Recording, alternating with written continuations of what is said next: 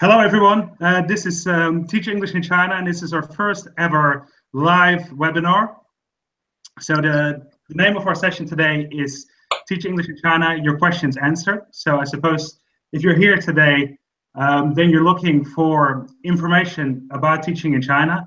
You know, I used to teach in China myself, and I had a fantastic experience. I was in a city called Wuhan. It's a city that I never really heard about before I went there, but I had a fantastic experience. And as a result, I started this company, Teach English in China, a couple of years after I returned back home. And the goal of Teach English in China has always been to really help people who are interested in going to China, do this and have a really good experience. And I'm really pleased today to be joined by Fabienne. She is someone who did our program recently. I remember going to York University a couple of years ago, and I met Fabienne there for a presentation. So I'm pleased she's joining me today. So I want to introduce Fabienne now. Hello, Fabienne. Are you there? Hi, everyone. Hi. Hi. Great to see you. Good So to you've see been you. back from China for a little bit over a year now. Yes.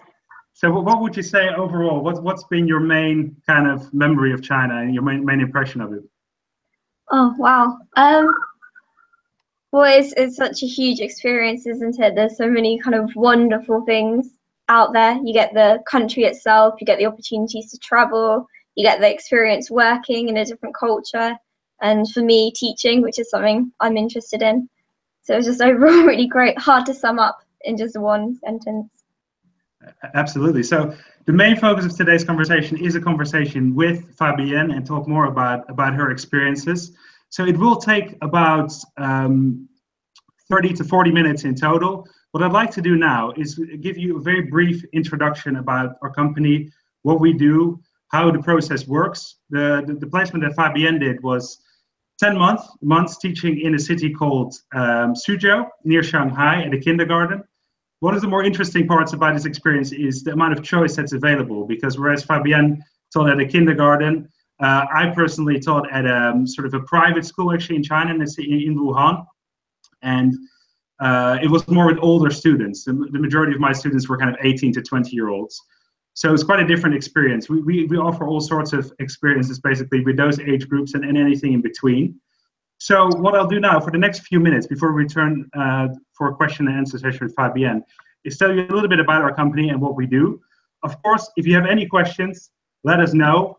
I see that there's a couple of questions already about visas, and we'll definitely get to that. So if you have any questions, put them in the comments section and we'll answer them. So for now, I'd like to go to the slides.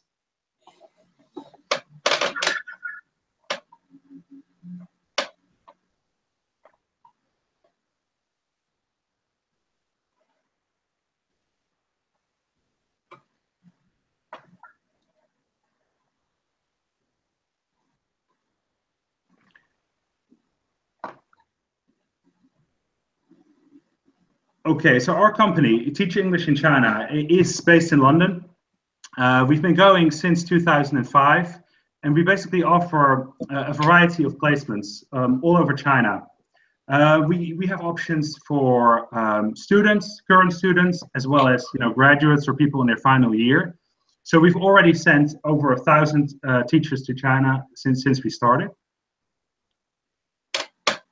So we offer three main programs. So one is a long-term teaching program that Fabienne did and that we'll be talking about most today. We also offer a summer internship and a homestay program. The main differences between those programs are that if you're a final year student or a graduate, you can do our long-term paid teaching program. If you're first year or second year student, you can do the homestay program. And of course, if you've already graduated, you can do any of the programs. So we work with a number of schools, trusted schools and organizations all over China. I think there will be another slide about this in a moment, but one of the main things about our organization is that we, of course, want to make sure that you end up in a school and in a sort of situation that you're really happy with. And it can be a bit daunting, going online and seeing all the offers and all the schools available. So that's where we come in and help you with that. We have a wide range of placements available, For the summer placements, they tend to be near Shanghai in cities like Haining and Huzhou. So they're sort of an hour bus journey from Shanghai. Our homestay program is mostly in Beijing, but also in other cities like Chengdu, Shenzhen, or Tianjin. And our long-term program is really all over China. We have about 20 cities you can work in, from Beijing, Shanghai to Guangzhou to smaller cities in the south of China. So in terms of our values, I think this is one of my favorite pictures that we've had. And if you're on our website, or if you see that later, then check out our Instagram page, because we have lots of active participation there from our teachers. And this is one of my favorite pictures of all time, I think, from our company.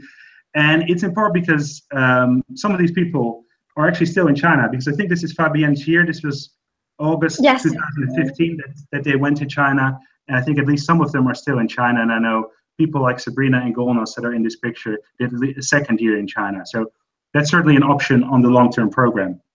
So in terms of our values and what we hope to achieve, really the main thing is that, if you're looking to go to China and you go with us, I hope that we have a positive impact on your time there and help you have a better experience. There are sort of 5 reasons listed here that hopefully achieve that. Safe schools is a big one.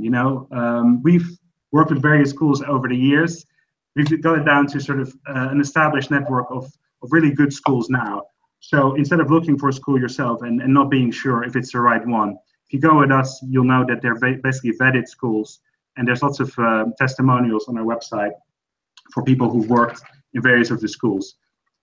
So then the community aspect. As you can see in this picture as well, it's a big thing for us. We're based in the UK, so we have a London orientation day that you can attend, and where you meet people going at the same time as you. But even before that, we have a Facebook group where you meet everyone in the months leading up to your departure. And then for the long-term program, there's also a training session in Beijing. And that's actually, I think, where this picture was taken. So it's 2 weeks of training before you start, the actual job. So that all sort of helps you when you do start.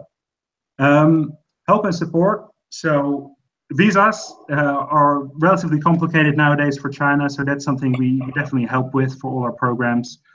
We have on our website, on the members page, there is a members area where there's lots of help with lesson plans and things like that. So throughout your time on this program, you're supported by us. Transparency, it sort of comes in with the same safe schools as well. We've been going for some time, so we have accumulated a lot of materials on our website, lots of videos, lots of stories about people, how they got on. I would say at a session like this, it's a fantastic experience going to China, but it's also challenging in some ways. So that's, I think, some of the things we would talk about during the phone interview, for example. Finally, choice. It's a big thing, on our program, the long-term program, we work with kindergartens, primary schools, middle schools, high schools, university, you name it, in Shanghai, in Beijing, and in Wuhan. So lots of choice on that front. And we talk specifically with you kind of what you're looking for, because when I went to China, I wasn't too keen on working with kind of younger students. And I know that's the case for some other people. For others, it's the opposite. They want to work with young students. So that's something during the phone interview we discuss. So great to see that there's a couple of questions already I see on our live chat. Want to just turn to one now, and that's about visas, Z visas. We get questions about this quite a bit, and there have been some changes on that front. Basically, Maria from Greece asked that it's hard to get a Z visa, I guess, with a Greek passport. Unfortunately, that is the case now. It used to be different. Nowadays in China, to get a paid job on a sort of a long-term program like with us, to get a Z visa, you need to have a native passport for native English-speaking country. So it comes down to having a UK, US, Australian, Canadian, sort of New Zealand passport, or Irish as well. If you don't have that, under the current visa rules for China, you can't get a job. You cannot get a job as an English teacher anymore. There are other options though on our program if you do the homestay program or the shorter term program and you're not a native speaker, but you do your course in an English speaking country, you could still do those programs.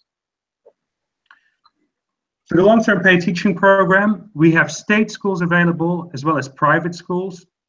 The main difference between them is that at state schools you tend to work Monday to Friday and have a longer holiday in between semesters. So you have, if you start in August, you might have a 6-week holiday around January. If you work at a private school, you have a little bit less holiday. You have smaller classes, usually on average also higher pay. So I worked at a private school actually, and Fabienne worked at a state school. So for the state school program, especially for the August start, we have a very comprehensive program in place with assistance. So we help you with the visa. You do a TEFL course with us. There's a training period in Beijing. There's the orientation day. So you basically go through a number of steps that helps you get ready for this job. I would note that for all these places, you don't need any teaching experience or you don't need to speak any Mandarin. So for the private school, it's a more basic program. It's a free placement program. And I would say that it's especially ideal for those who are looking to have a teaching career, as within the private schools in China, there's some more options for career progression. So state school, to put some more details on it, these are the prices in pounds. They fluctuate a little bit based on obviously the pound rate, but roughly 500 to 1,400 pounds, a little bit more nowadays in Shanghai. You tend to work 16 to 25 hours a week, Monday to Friday. There's 2 academic terms in China, so the best times to start would be either August or February. And there's this big range of cities, including the ones listed where Fabienne worked, Suzhou. Lots of options really for that. So when you do a placement like this, you tend to get free accommodation, the salary, you get school lunches. So it's definitely a job where you make money. You're able to save money as you go along. So this state school program, it's open to graduates and also to students who are in their final year.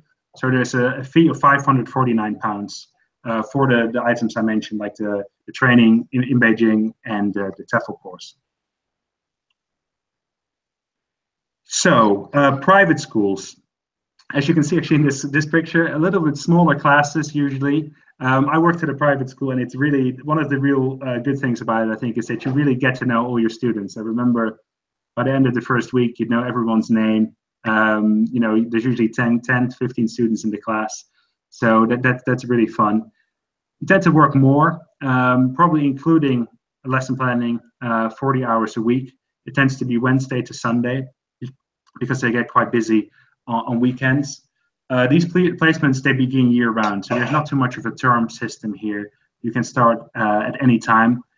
At the moment, our private school partners are in Chengdu, Fuzhou, and Wuhan.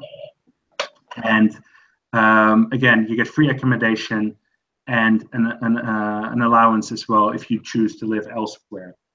So essentially it works out as free accommodation. So this is a program that is free of charge. If you apply with us, you would need to pay £150 holding deposit, just so we know that you're committed to the program and go forward. But once you're in China, you would get that reimbursed. So this is basically a way of not paying a fee, but knowing that you go through an organization that works with well-vetted schools and starting the experience on a very positive note. So that's the private school program. So having said that, we'll go back to Fabienne and the main purpose of this call really, and talking more to her. So Fabienne, in terms of your experience, what would you say about Suzhou as a city? A very nice city to live in. What's the best thing about Suzhou as a place to live? Suzhou is beautiful. It's got lots of canals. It's called the Venice of China in Chinese terms. The reason I went was because it was considered a small Chinese city, and I think Arnold mentioned I've worked and studied in York before, so I thought it'd be more suited to me. In reality, it's about the size of London, but that's small for China. Yeah, but it's really great. I love the kind of mix of these old, very traditional Chinese buildings and gardens. It's got lots of famous gardens and tea rooms alongside skyscrapers and big city life and things going on in museums and bars. And it's also very well known for its education within China, I think, as well. So in general, it's a wonderful city. It's very popular in China as well to go to, just because it's considered so beautiful. Yeah, it's an absolutely stunning city. I've been there briefly, and it's a joy to be there. So, why did you go? What was the reason? So, when I came to university, what made you think, okay, this is maybe a presentation I'd like to attend, and why did you decide to go for it? I was in my final year, and I was feeling a little bit unsure about what I wanted to do next. Although I was interested in teaching, I wasn't ready to go on and do a PGC straight away after 3 years of studying. And I've always loved traveling. So although I had a lot of assignments at the time, I saw this meeting come up. So I thought I'd go have a look and was immediately kind of inspired by it. Thought I'd give it a try. And then kind of very rapidly I was booking tickets and moving to China, and it all happened very fast and it was very exciting. Yeah, absolutely. So you mentioned travel there. So can you tell us a bit more about your travel experiences in China? It's probably one of the best things about teaching in a Chinese school. You have this wonderful spring holiday, it's called, kind of around January, February time, and it's about a month paid off work. So salaried for the whole month, and it's just this fantastic opportunity to travel. So you're on the other side of the world, so Southeast Asia, Japan, India, I know friends went to, things like that open up so much for a month of traveling. For me, I went down to Hong Kong initially and stayed a few nights there, which is a fantastic city. It's one of my favorites now. And then I flew over to Thailand, spent around 3 weeks in Thailand, going all up the north into the mountains, down to the beaches in the south. And I went to Cambodia as well. And it was just really wonderful. I think it can be difficult to get that kind of prolonged traveling time normally, but this is, you've got your normal salary to do it. So really, really Brilliant. good. Which one of those was your highlight out of the ones you mentioned there? Oh, that's really difficult. I think I went to a lodge up in the northern mountains of Thailand, and it was a bit kind of off the track and kind of hammocks everywhere. Really, really beautiful natural scenery in this kind of wood cabin. And the man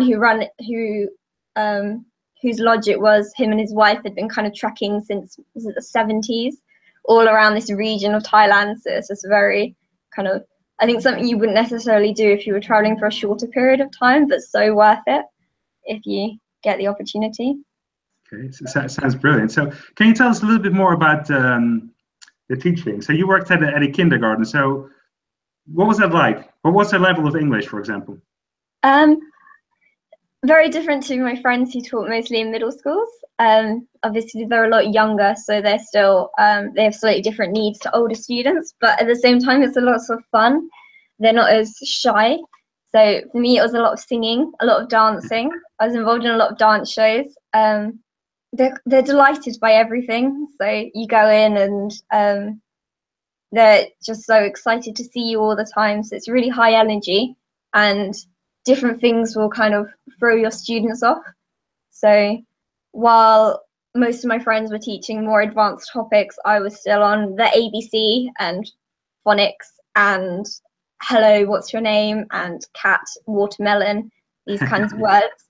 But it was really, I think it allowed for a lot of fun. And like I said, these children are a lot less self-conscious than older children. So they were really willing to play games, get involved in activities, sing songs, that sort of thing. Okay, really sounds great. So what can you maybe briefly describe like a regular day of work or a regular work week? What was it like? So I worked Monday to Friday. For me, it's actually quite luxurious. I wouldn't normally start until 10 o'clock. So I'd often get up a little bit earlier. I had my own office because I was sort of the main foreign teacher for the kindergarten. So I had my own office. I would normally do a little bit of work in the mornings. And then I would start teaching at 10 o'clock, teach lessons for the morning. And then I had a very luxurious 3-hour lunch break because my students were quite young, so they would have a nap in the afternoon. So while they were asleep, it would normally be the Chinese teachers and Chinese teaching assistants who would be with them during this time. So I'd have 3 hours for lunch, and then I'd come back and teach my afternoon classes, and then after school I'd teach additional English classes for students who wanted some extra tuition. And it wasn't with just one class. I'd kind of move around and teach different classes. So I taught maybe 300 students in total. Right. And then I would occasionally go into the grade 1 as well and teach some classes there. Okay, I guess I know that it's something quite a few people who consider this wonder about is sort of the social aspect of it. Like, how did you settle into a Chinese city? I guess you hadn't been to China before, I think, before this experience? No. So No. what was that like, the social side of it? I remember the first night being really amazed at the choices I'd made. I had a balcony, so I was standing on my balcony looking at these skyscrapers, realizing I didn't really know anybody in the city at this point, and thinking this year is going to be quite exciting or terrifying. I think it's very mixed feelings. But then all the staff that I worked with, they were all lovely. They would invite you out, and I also had other foreign teachers I worked with. And as Arnold mentioned, you meet so many people on the Beijing training camp and through the Facebook group. So many of them I'm still friends with now. I would go and see my friend every weekend, she lived a bit further in the city than I did. So I'd go and stay with her every weekend and see more of China. And there was quite a big group of us, I think kind of 10 of us, all from Beijing or from kind of similar companies that were there. So that was really great for meeting people. And also different foreign teachers at my school, and there's opportunities to meet everyone everywhere really. There's kind of groups once you get WeChat, where they kind of advertise kind of foreign meetups as well as kind of local opportunities. So I joined my gym. I got to know a lot of people through that, through kind of dance classes, things like that, and that was really fun. So just generally, I think people are so excited to meet you. There's a lot of opportunities. Yes, absolutely. That's it. I think that was also my memory about it. Like, there's so many people in the same boat, and sometimes I think because China is so different, and you're all foreigners in China, it tends to sometimes be the case that even people who are at home, you wouldn't necessarily be good friends with. In that situation, Yeah. you really bond with them because you have so much in common for that time when you're out there, and that's a really nice thing about it. Okay, what about now? Maybe we should. Well, what do you think you got out of it the most? What was the thing that you got out of this experience? Nerve and confidence, definitely. So it's definitely a daunting thing, I think, to move on your own to another continent on the other side of the world, and then teach classes with, I hadn't been a teacher before that, so to stand up in front of a class, teach classes, manage kind of difficulties with language, not being able to always read the characters everywhere you go, everything like that. Kind of, there's a lot of challenges there, but now, and once I came back, things faze me a lot less. You build this confidence in yourself of what you can do and what you can achieve.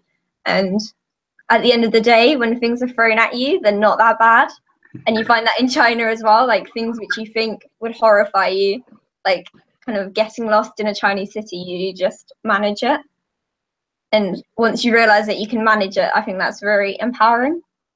Exactly, absolutely. Okay, great to see we're getting a number of questions. So, want to take a moment to answer some of those. So, people asking about a Z visa. What is it? So, a Z visa is basically a work visa for China that you would need if you want to go there for a paid job. So, the one that we're basically talking about now with Fabienne, that is a Z visa where you would need kind of that you need for that paid job. So the questions we're getting tend to be about, about eligibility. Again, I know this is a big topic. So for the Z visa and the paid job, the main requirement is that you are a native speaker from one of the countries, basically UK, the US, Canada, Australia, New Zealand, or Ireland. That's a recent change. It used to be different, but that's the way it is now. It could change again, but as of now, that's the rule. We're getting some questions also, people saying that holidays are not always paid. That's true. Even on our program, there are slightly different arrangements. Fabienne, I guess, had was lucky in that sense. She had a school that paid the full holiday. Other schools, for example, the partners that we work with in Shanghai, they pay you a certain amount, which isn't the full payment, but sort of some money towards the holiday. So that differs a little bit school by school. But that's something you definitely know before you go. It's in a you get a contract with from the school with us, and you would know these details before you go. In terms of other questions, I think those were the main ones for now. So if you have any other questions, put them in the live chat, put them in the comments, and we'll definitely keep coming back to them. But for now, I'd like to go back to you, Fabienne, and more about what you're doing now, because that's clearly quite related to what you did in China. Yeah, so I'm doing my PGC, my teacher training now, for primary level, at the Institute of Education in London. So that's very exciting for me. And China certainly helped with that, I think. Not only because it gave me great things to talk about in my interviews to get in to UCL, but also because standing in front of a class, which I think is a very challenging element of training to teach, was something I had done before. Lesson planning is something I've now done before. Just being around children is something I've done. I mean, you can get that experience in other ways, but it gives you a lot of confidence and it gives you a lot of experience in classrooms. Definitely. Yeah, and that's something I always wonder about in this situation. So coming back to the UK, what do you feel was the difference between teaching in China and the students and how they reacted to what it's like now when you're back here? I mean, the responsibilities are so different, I think, when you're teaching in a language you're fluent in as opposed to teaching a foreign language. So I didn't go to China knowing Mandarin. So my responsibilities were different due to not having those kind of language skills.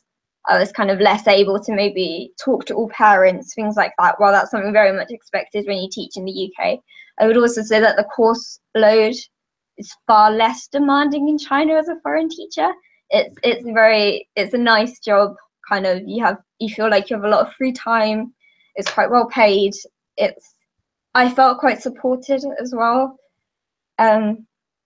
Yeah, I think it's more demanding in the UK, and you hear it in the news all the time, all the horror stories of long hours. And if you apply or have thought about a PGCE, you'll have heard many horror stories about those too.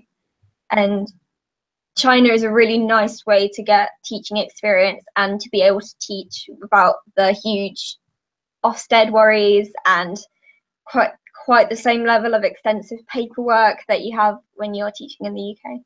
Yeah, I hear this a lot, and I'm always pleased to hear the fact that, when you do an interview for a teaching course here, that it's relevant, obviously this experience in China. Do you remember specifically kind of how it came up and how it helped you answering them? We need to talk about existing teaching experience if you do a PGCE. So for many people, they will have done the requirement of 10 days in a UK state school, which was the requirement for UCL and for most PGCE programs. But I think if you taught in China, it allows you not only to have more to talk about, but you've also been a teacher, which is very different to having had a TA role. So while it's still useful for a PGCE to know the UK context, it tells you about children, and it tells you about learning, and it tells you about relationships and things like that, which are so important in a classroom. Absolutely, yeah. That sounds good. So in terms of this program, I think it is, of course, an amazing experience, and we both clearly got so much out of it. Equally, it's challenging at times, and I think that's something, when I do interviews, I ask people about that because I think it's ultimately the reality of doing something like this. So for yourself, what did you find the most challenging aspects? Well, it's very far away from your friends and family. That's something to consider. There's a 7 to 8 hour time difference when you're living in China, so keeping on contact is more challenging. It's very doable. And I definitely managed it, but that is a challenge. It's also language barriers are difficult. Sometimes you wish you could communicate better with people than you can. Not everybody there speaks fluent English, of course, some of them don't speak any English, and sometimes you need to try and use your broken or the Chinese you're trying to learn very, very quickly to try and communicate, and that's exhilarating, but it can also feel like tapping on glass on a culture you can't fully understand yet. Yes. So exactly. So what about, finally then, I think for now, in terms of the language, because that's another thing, I didn't know any Mandarin when I went to China. A lot of people in that same position. How did you find that? How did you get on not speaking the language initially? How much did you learn, and how did you find that?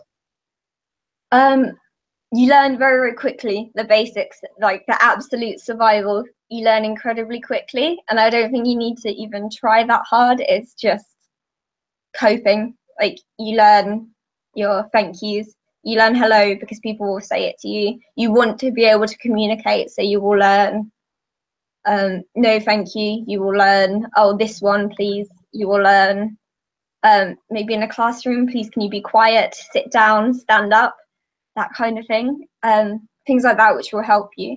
In terms of studying Chinese, I actually got a Chinese tutor while I was there, which is something I would recommend whether or not you want to develop your Chinese or not. It's a fantastic way to kind of engage more with the culture, even if it's just to learn interesting things about the language.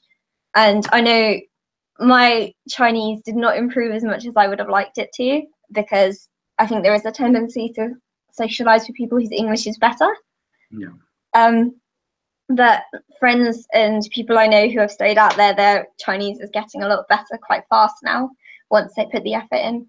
So it's definitely, if learning Chinese is something you're interested in, it's a great way to do it. And at the same time, if that's something that terrifies you, it shouldn't put you off. No, exactly. I think that's one of the things I was surprised about, to be honest, in China myself, is that the school don't necessarily, in my case anyway, they didn't care too much about whether we spoke English, because I think the classroom is supposed to be an English environment, Yes. Only environment. So even if you don't learn a lot in terms of the work, you can definitely get by. But outside of it, it helps a lot if you do learn it.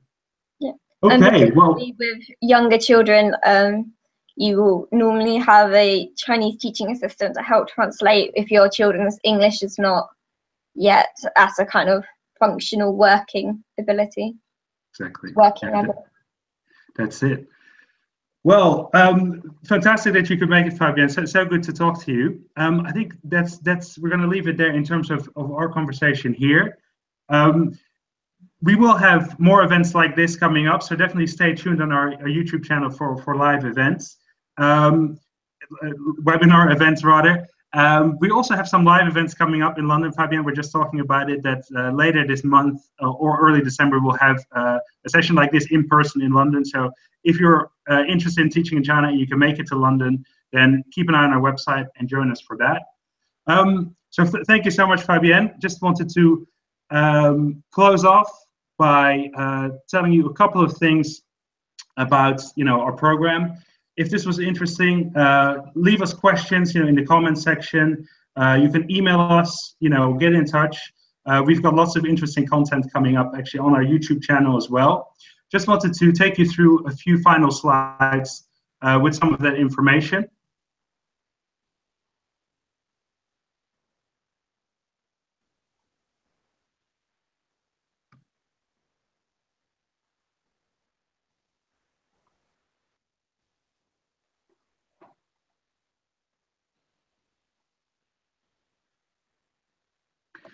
So, if you've watched this presentation and think, this is something I want to apply for, do get in touch. You can see the info at teach-english-in-china.co.uk address. It's to apply. It's also to simply ask questions, if you have any about eligibility, about, the experience, anything like that, send us an email. If you do apply, the process will be to send a CV and a cover letter to that address. The next step would be that we would invite you for a phone interview. It will be a 30-minute phone call or Skype call with either myself or my colleague Lauren, who also did this program. And then hopefully, an offer obviously to join us on this program. So there's no formal deadline. We have a limited number of places available for all our programs.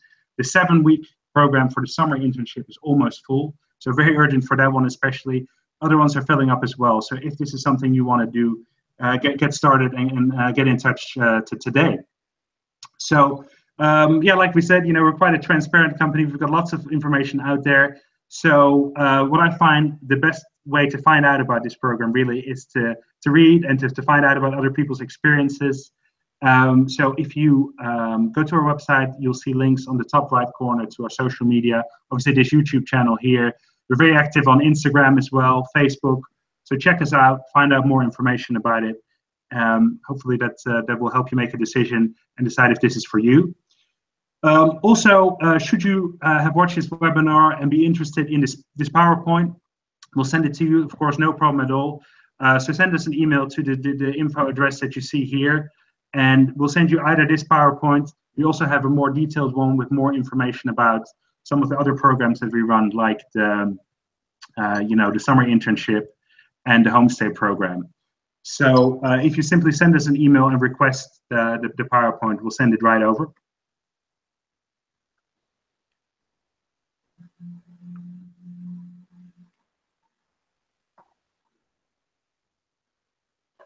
So that's pretty much it for today. It was wonderful for you to join us. I hope you got something out of it.